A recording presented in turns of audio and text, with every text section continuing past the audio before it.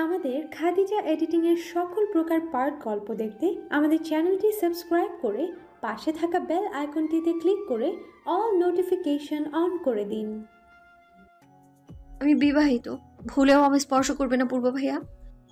তুলির কণ্ঠস্বরে উচ্চারিত বাক্যটা ঝংকার তুলে উপস্থিত সকলের শ্রবণ গ্রন্থিতে প্রবেশ করল। বিমূর্ত দৃষ্টিতে চকিত তাকালো দুজন মানুষ। বাকি সবার মুখের ভঙ্গিমা চিন্তিত নিরলস হলেও পূর্ব আসফিয়া চৌধুরীর মুখে অবাকতার ছাপ। পূর্ব নিজের কানকে বিশ্বাস করতে পারছে না তুলির কথাটুকু। বুকের কোথাও একটা অংশে চিনচিন করে ব্যথা অনুভব করলো পূর্ব। ব্যথাটা ক্রমশ বেড়ে বিস্তার করে চলেছে হৃৎপিণ্ডের কানায় কানায়। বারন্ত হাতটা গুটিয়ে নিল তড়িৎ বেগে, কাপা কাপা কণ্ঠে বলল, তুমি মজা করছো তাই না তুলি? না, মজা করছি না আমি। ভেজা কণ্ঠে বলল তুলি, চোখের কার্নিশে জল জমে আছে, যে কোনো মুহূর্তে গড়িয়ে পড়বে। গলায় আটকে থাকা অশ্রুটুকু গিলে তেজস্বী স্বরে বলল, আপনারা কিভাবে এমনটা করতে পারেন দাদি? আমি বয়সে ছোট হতে পারি আপনাদের থেকে, তাই বলে কি আমার মতামতের প্রয়োজন নেই? বাড়িতে আসা মেহমানদের সাথে বুঝি আপনারা এমন আচরণ করেন? বিয়ে কি ছেলে খেলা যে ধরে বেঁধে আমায় আমার অভিভাবকের অনুমতিবিহীন রিং পরিয়ে মোহরানা লাগিয়ে দেবেন? আমার বাবাই, মা, শ্বশুর শাশুড়ি কাউকেই আপনি কথা বলার সামান্য সুযোগটুকু দেননি দাদি। বাবা আপনাকে বুঝিয়ে ভদ্রতার সহিত বলতে চাইছিল, কিন্তু সেই সুযোগটুকুও আপনি ওনাকে দেননি। আপনি নিজের মতো করে অন্যের মতামত ভেবে নিতে পারেন না। গল্প সিনেমার মতো ধরে বেঁধে বিয়ে দেওয়ার অধিকার আপনার নেই। যদিও আমাদের প্রত্যেকের জীবনের কোনো না কোনো অংশে গল্প উপন্যাসের পাতার মতো মিলে যায়, তাই বলে এই না যে বিয়ে নামক একটা পবিত্র বন্ধন নিয়ে আমার সাথে অন্যায় করবেন আপনি। এটুকু বলে সূক্ষ্ম একটা নিঃশ্বাস ছাড়ল তুলি। আজ সাহস যেন তার আকাশচুম্বী। তুলি নিজেও অবাক, এত সাহস তার মধ্যে কোথা থেকে এলো। শুধু এতটুকু বুঝতে পারলো এই সাহস এমনি এমনি আসেনি, কারণ একটাই, এবং তা হলো আদ্র। আদ্রর সঙ্গ তা তুলির ওপর বিশেষ প্রভাব ফেলছে। আদ্রর প্রতিবাদী সোচ্চার রূপ তুলি নিজের অজান্তেই কিছুটা হলেও নিজের মাঝে ধারণ করে নিয়েছে। কই আগে তো তুলি ভীত প্রকৃতির একটা মেয়ে ছিল। স্কুল জীবনের রাস্তায় কোনো ছেলে সামনে এসে পথ আটকালে থরথর করে পায়ের তলা কাঁপত তার। ছোট্ট দেহের হৃৎপিণ্ড যেন তখন আরো ছোট্ট হয়ে যেত। আজ তুলির কিছুতেই ভয় হচ্ছে না। ভয়, লজ্জা, জড়তা, ভালোবাসা সবটুকু স্রেফ আদ্রর জন্যই গচ্ছিত। তুলি কণ্ঠ খাদে নামিয়ে কোমল স্বরে বলে উঠল, ক্ষমা করবেন আমায়, কিন্তু আপনার কাজকর্ম আমাকে এতটা খেপে যেতে বাধ্য করলো দাদি। ইনশিতা আপুর শ্বশুর বাড়িতে এমন ধরনের বেয়াদবি অথবা সিন ক্রিয়েট করার কোনো ইচ্ছে ছিল না আমার। আপনার আর পূর্ব ভাইয়ার কাছ থেকে আমি এমনটা একদমই আশা করিনি। শুধু একটাবার আমাদের কিছু বলতে দিতেন, তাহলে এমনটা হতো না। আমি সত্যি আপনার কাছ থেকে এমনটা আশা করিনি পূর্ব ভাইয়া। পূর্বের দিকে তাকিয়ে শেষ কথাটা বলল তুলি। পূর্বর চোখে জলের ছাপ স্পষ্ট, অশ্রুসিক্ত কণ্ঠে বলল, আমাকে ক্ষমা করে দিও তুলি। আর দাদি আমার জন্য একটু বেশি ডেসপার্ট। তোমার পিছনে দাঁড়ানো ব্যক্তি কি তোমার বর? পূর্বর কথায় চোখের ইশারায় তুলি দ্রুত গতিতে পেছন ফিরে চাইল। চোখে বিঁধল আদ্রর হাসি মাখা মুখের মাদকতায় ভরপুর চেহারা। তুলির অন্তঃস্থল কেঁপে উঠল আদ্রর প্রগাঢ় দৃষ্টিতে। পাক্কা 3 দিন পর মানুষটাকে জলজন্ত দেখার সৌভাগ্য অর্জন হলো তার। আদ্রর কর্ণকুহরে কোনো কথা যায়নি তো? ভয়ে তটস্থ হয়ে গেল তুলি। ভীত সন্ত্রস্ত মনে জাগলো। তুলকালাম না বাঁধিয়ে দেয় আদ্র। পকেটের হাত গুজে তুলির দিকে কিছুটা দূরত্বে দাঁড়িয়েছিল আদ্র। শুধু যে ভয় হচ্ছে তেমন না, তুলির ভীষণ লজ্জা অনুভূত হচ্ছে। সাহসের ঝুলি বুঝি আদ্রর সামনেই খুলতে হলো। আদ্র বড় বড় পা ফেলে 3 কদম হেঁটে এসে তুলির খানিকটা পাশ ঘেঁষে দাঁড়ালো। পূর্বর দিকে চেয়ে তুচ্ছার্থক হেসে বলল, yes, she is the wife of doctor আদ্র আহনাফ। ভালোবাসা শব্দটা মধুর হলেও এত কষ্ট অনুভব হচ্ছে কেন পূর্বর?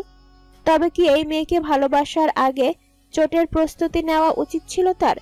কোনো প্রকার শব্দবিহীন পূর্ব প্রস্থান করলো ঘর থেকে। তুলির পাশে আদ্রর অনুপস্থিতি কাটার মতো বিচ্ছিল তার দেহের সর্বাঙ্গে। রাদিফ সাহেব এগিয়ে এসে কিছু বলার জন্য উদ্যত হতে গেলেই থামিয়ে দিল আদ্র। আমি সবটাই সচক্ষে দেখেছি বাবা। আমার ধৈর্য জল গড়ানোর রেখা অবধি সীমাবদ্ধ। বেশি গড়িয়ে গেল পরিণাম অথবা পরিণতি যেটাই বলা হোক তা কারো কারো জন্য ভয়ঙ্কর হতো, বিনাশকৃত রূপ ধারণ করত। অলক্ষ্যে অগোচরে আদ্রর থ্রেটমূলক বাক্যে ঢোক গিলল আশফিয়া চৌধুরী। কতদিন পর প্রেমিক পুরুষের দেখা মিলল, অথচ এমন পরিস্থিতি তৈরি হলো নিজের দোষে। আশফিয়া চৌধুরী ভাবেন নিজের দাম্ভিকতা, ক্ষমতার জোরে তিনি সবাইকে কাবু করতে পারবেন। বয়স বাড়ার সাথে সাথে এই মন মানসিকতা বেড়েই চলেছে। সাইকিয়াট্রিস্টের মতে তিনি মানসিক রোগে ভুগছেন, যার প্রভাবে তিনি অন্যের উপর নিজের মর্জি চালাতে পিছুপা হন না। আশফিয়া চৌধুরী লুকোচুরি করে ভয়ের চোটে ঢোক গিলাটা আর চোখে পর্যবেক্ষণ করলো আদ্র। ঠোঁটের কোণে বাঁকা হাসি ফুটে উঠল মুহূর্তেই। রাদীপ সাহেবকে লক্ষ্য করে বলল, আপনি সবাইকে নিয়ে নিচে যান বাবা। এতদিন পর দেখা আশফিয়া চৌধুরীর সাথে একটু কুশলাদি বিনিময় না করলে কি হয়? আপনি যান, আমি একটু কথা বলে আসি। নীরবতা ছেয়ে গেল রুমে। আশফিয়া চৌধুরী শুষ্ক ঠোঁট দুটো জিহ্বা দিয়ে ভিজিয়ে নিল। পূর্বর জন্য ওনার বুকটা হাহাকার করছে। আদ্র আশফিয়া চৌধুরীকে তীর্যক কণ্ঠে জিজ্ঞেস করলো, কেমন আছো আশফি? ভালো, আপনি কেমন আছেন ডাক্তার? ভালো আর থাকতে দিলে কই? যেভাবে আমার বউ নিয়ে তুমি টানাটানি শুরু করলা, শান্তি তো আমার বিনষ্ট করে দিলে। 3টে দিনের জন্য দূরে যেতে না যেতেই তোমার দাদি নাতি মিলে আমার বউ কেড়ে নেওয়ার যুদ্ধে নেমেছিলে। আমার বউয়ের ক্ষেত্রে যুদ্ধে আমি 1000বার জয়ী হব, দরকার হলে তোমাকেও হাসিল করে নিব, কিন্তু তোমায় দিয়ে খুব একটা লাভ হবে না, উল্টো কেস খেয়ে যাব, বুঝলে বুড়ি? রসাত্মক স্বরে কথাগুলো বলে তুলির এক হাত টেনে নিজের সাথে মিশিয়ে নিল আদ্র। লজ্জায় রাঙা হয়ে গেল তুলির মুখশ্রী। আশফিয়া চৌধুরী কেমন চোখ গোল গোল করে তাকিয়ে আছে। তুলির নজরে পড়তেই হাত ছাড়ানোর জন্য বৃথা চেষ্টা চালালো। আদ্রর বলিষ্ঠ হাতের কাছে তুলির শক্তি পিঁপড়ের মতো হলেও তুলি হাত মোচড়াতে লাগলো অনবরত। শেষমেশ নীলাভ চোখের অগ্নি তেজে নিভে গেল তুবি। পরাজয় ঘটল সঞ্চিত সাহসের। আশফিয়া চৌধুরী চোখ কুঁচকে লাজুক স্বরে বললেন, বুঝিনি ডাক্তার। রীতিমতো অবাক হলো তুলি। মনে আগুনের শিখা জ্বলে উঠল। বুড়ির ভাব দেখলে তো মনে হয় বুড়ি এই বয়সে আমার জামাইয়ের উপর ক্রাশ খেয়েছে। চোখ খুলে ফেলবো বুড়ি আমার ডাক্তার সাহেবের দিকে নজর দিলে। মনে মনে কথাগুলো বলে তুলি ক্ষান্ত হলো। ঠোঁটের কার্নিশে বাঁকা হাসি টেনে বলে উঠল আদ্র, আমার বউকে দেখছো আশফি? আর তুমি নিজেকে দেখেছো? বউকে আদর করলে লজ্জায় মাথা তুলতে ভুলে যাবে, মোমের মতো গলে পড়বে আমার প্রশস্ত বক্ষে। আর তোমায় করলে তোমার শ্বাসটাও চলবে কিনা তা নিয়ে যথেষ্ট সন্দেহবান আমি। জেলের খাটুনি চাই না, বুড়ির চেয়ে অষ্টাদশী বউ আমার ঢের ভালো। চোখ কপালে ঠেকেছে তুলির। আদ্র লাগামহীন কথায় কান দিয়ে গরম ধোঁয়া বের হচ্ছে। কথার মাঝে আদ্র কি বুঝিয়েছে তুলির অবুঝ মন আজ বিচক্ষণ ব্যক্তির ন্যায় এক নিমিষেই ধরতে সক্ষম। মনে মনে 1000বার আদ্রকে অসভ্য, নির্লজ্জ ধাঁচের মানুষ বলে অভিহিত করে ফেলল। অথচ সামনে উপস্থিত আশফিয়া চৌধুরী নির্লজ্জ হয়ে লজ্জালু গলায় বলল, কি যে বলেন না ডাক্তার, আমি আপনার বোর্ড থেকেও সুন্দর আছি। আদ্র তুলির দুহাত নিজের হাতে নিয়ে আলতোভাবে আশফিয়া চৌধুরীর দেওয়া হাতের বালা দুটো খুলে নিল। সেদিকে কোনো হদিস নেই তুলির। সে তো মনে মনে ফুঁসছে। হঠাৎ আদ্রর স্বর কর্ণপাত হতেই তুলি লজ্জিত ভঙ্গিতে মাথা নত করে ফেলল। ঝটপট কানে বাজল, আমার চোখে তুমি ভীষণ সুন্দর তুলা। বালা দুটো হাতে নিয়ে আদ্র আশফিয়া চৌধুরীর হাতে পরিয়ে দিতে দিতে বলল, আমার তুলার হাতে কাচের চুড়ি বেশ মানায়, তোমার স্বর্ণের বালা নয়, কারণ তোমার স্বর্ণের বালার সেই রিমঝিম আওয়াজ নেই, যেই আওয়াজ কর্ণে প্রবেশ করে ঠিক আমার বুকের বাঁ পাশে গিয়ে বিধে। তোমার বরকে যদি কেউ কেড়ে নিতে চাইতো তুমি কি করতে? আশফিয়া চৌধুরীর হাতটা ছেড়ে দিয়ে উত্তরের অপেক্ষায় ঠাই দাঁড়িয়ে রইল আদ্র। ভ্রুযুগল কুঁচকে আছে কিঞ্চিত। আশফিয়া চৌধুরী স্বভাবে একটু তেড়া হলেও স্বামীকে ভালোবাসতেন খুব। থমথমে গলায় জবাব দিল, কেটে কুচি কুচি করে মশলা মাখিয়ে জলে ভাসিয়ে দিতাম, যদি কোনো ফকিন্নি আমার স্বামীর ওপর নজর দিত। রহস্যময় হাসি হাসল আদ্র। আশফিয়া চৌধুরীর দিকে হালকা ঝুঁকে নিচু স্বরে বলল, আমি কাটবো না, জলেও ভাসাবো না, কিন্তু আমার তুলার দিকে হাত বাড়ানোর চেষ্টা করলে দেহাবশেষের অস্তিত্বটুকু থাকবে না। হয় নাতিকে শোধরানোর চেষ্টায় নামো, না হয় আমার স্টেপ নেওয়ার অপেক্ষা করো। আসবি, ডাক্তার হয়ে যেমন হার্টের চিকিৎসা করতে পারি, তেমনি টেনে হিচড়ে হৃৎপিণ্ড বের করে নিতে জানি।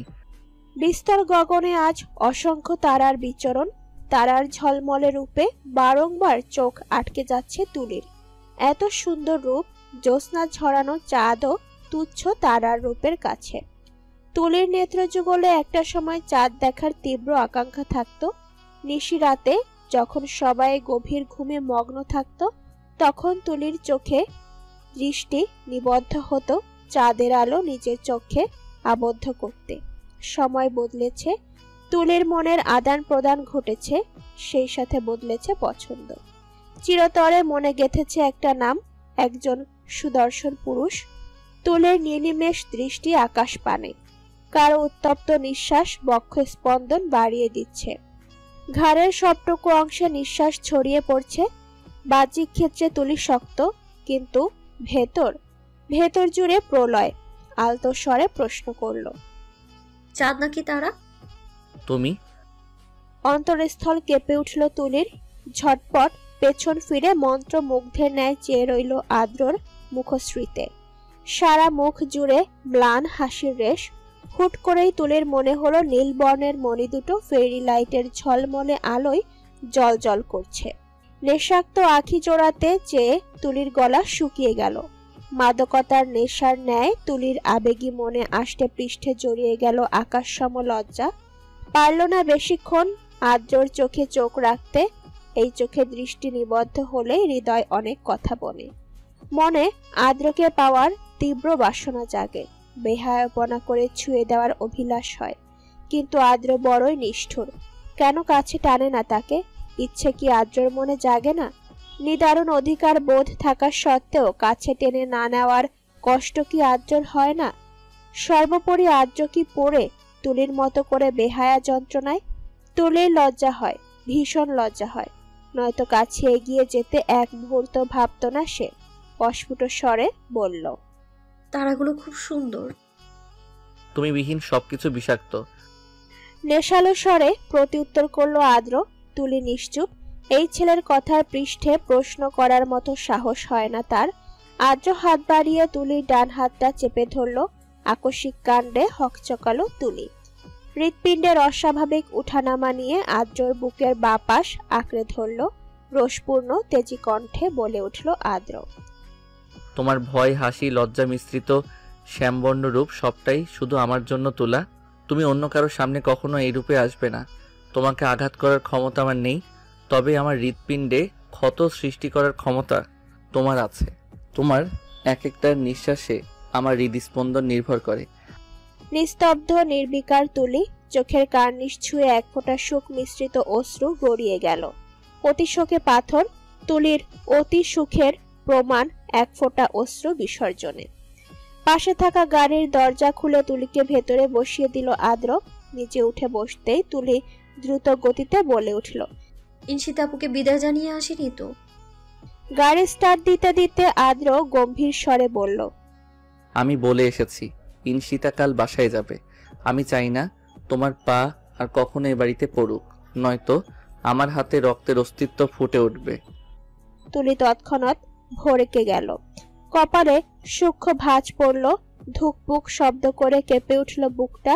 আদ্রর কথার মানে সে বোঝেনি, তবে গম্ভীরতার স্বর কেমন কম্পন ধরিয়ে দিচ্ছে। ভয়ার্ত স্বরে বলল, মানে নেই।